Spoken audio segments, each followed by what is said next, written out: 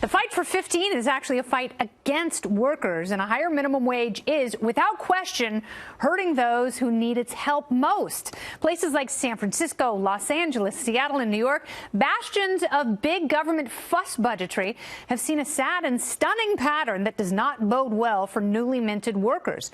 New York City has a $15 an hour minimum wage edict, and a cash-flush city like this should be able to easily absorb the bumps on the road to higher earnings. Instead, Gotham is on a heartless highway to hell. Small businesses bear the brunt of the burden, and the NYC Hospitality Alliance found 76.5% of full-service restaurants here had to cut hours, and a staggering 36.3% have had to cut jobs in a great economy. So your hourly take-home may have increased, but when you're working fewer hours, you are making less money. If you've just opened your restaurant, you're even more likely to shut the damn thing down faster than rat poop in a salad bar. NYC restaurants like the legendary taqueria Gabriella's had to cut staff from 60 down to 45, and they are now paying the ultimate price.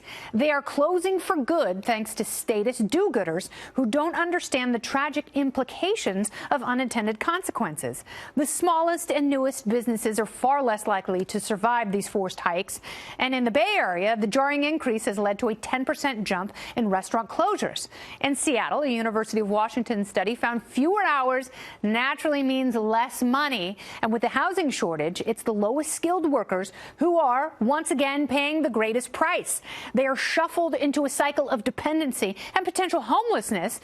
And if it was hard for a disenfranchised person to find a $10 an hour job, it will be an utter impossibility to work at a $15 an hour job. Thanks, socialism, proving once again forcing businesses to comply with what's right unnaturally limits choice, freedom, and quality of life. And that's the memo.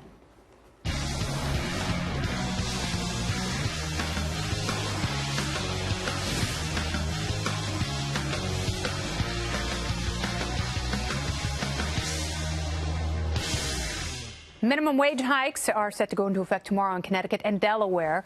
So how do we get bureaucrats off the back of business and invested in you like we are here at Fox Business? Here with me tonight, the chair of the Business and Finance program at the King's College in Manhattan, Brian Brenberg, is back. So break it down for me even further. I mean, this is actually, we've talked about this. We've talked about automation and businesses cutting hours and cutting workers, but they end up paying the ultimate sacrifice, shutting down. Yeah, you know, politicians always talk about minimum wage increases when it comes to like the big corporations, you know, the Walmarts and so forth. We're going to make those companies pay their workers more. And, you know, those companies don't like it, but they can deal with it because they've got the revenue to deal with the overhead costs. Sure. They're fine. The people that get killed are the small businesses who are sitting there saying, I've got 15, 17, 20 employees, and now you're telling me my wage bill is going to go up this high? What do you want me to do about that? Do you want me to close shop? Do you want me to cut their hours, or do you want me to lay people off?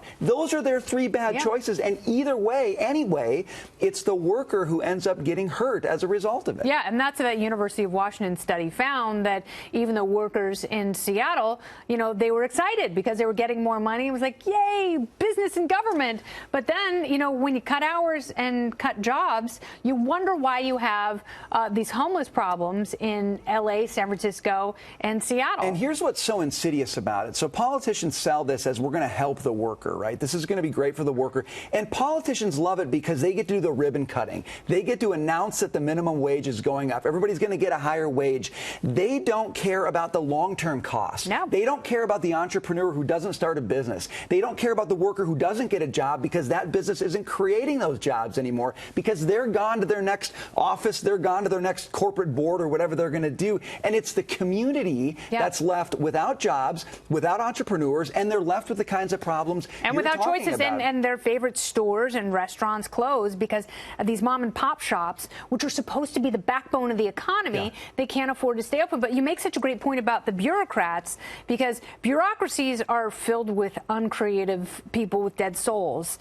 People who actually start businesses are creative optimists, and bureaucrats, by and large, have never run businesses. They don't know the sweat and the toil that goes into making something successful out of a simple dream. And they've probably been in their same job for 20, 25 years. They have no idea that an entrepreneur looks at his or her environment and says, this place is not friendly to what I do.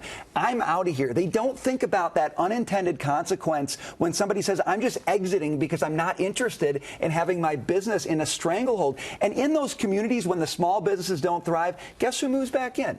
It's the large businesses that end. You know, people have to drive 30 miles to go to Walmart now to get their groceries because the small business is closed. So the guys that the politicians said they were going after end up the big winners in all of this. They always do. I mean, that's what happens, and then you develop this natural environment for crony capitalism. It's so important. You know, we're talking about impeachment right now. All the air is getting taken out of the room. Eventually, this election is going to be about the economy, and it's going to be about different visions of what makes an economy work. And right now, on one side of this equation, we are getting people who are convinced the only way to make an economy work is to rob Peter to pay Paul. Yeah, it's that's what minimum wage is. That's what a wealth tax is. That's what the inequality tax that Sanders just laid out today. That vision does not grow an economy. It doesn't raise wages. It doesn't do anything for the working man and working woman. Yes, because prices go up, and that's like a double gut punch to people. It's a tax on what you pay, and it's a loss of job. And tell me, who wins in that? The politician thinks they do because they end up in office for another 2 years. And then Bernie makes another cool million.